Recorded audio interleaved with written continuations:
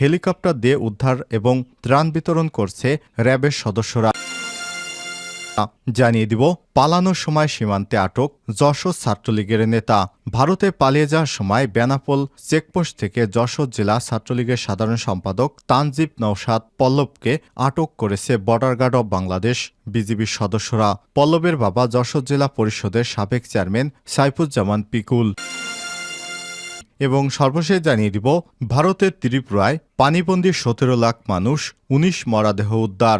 ভারতের ত্রিপুরায় আরও অনেক এলাকায় বন্যার পানিতে তলিয়ে গেছে। এতে পানিবন্দী হয়ে পড়েছে 17 লক্ষ মানুষ। আশ্রয় কেন্দ্রে আশ্রয় নিয়েছে 65,000-এর বেশি দুর্গত বাসিন্দারা। এই পরিস্থিতিতে প্রাণহানির সংখ্যা দিন দিন বাড়ছে।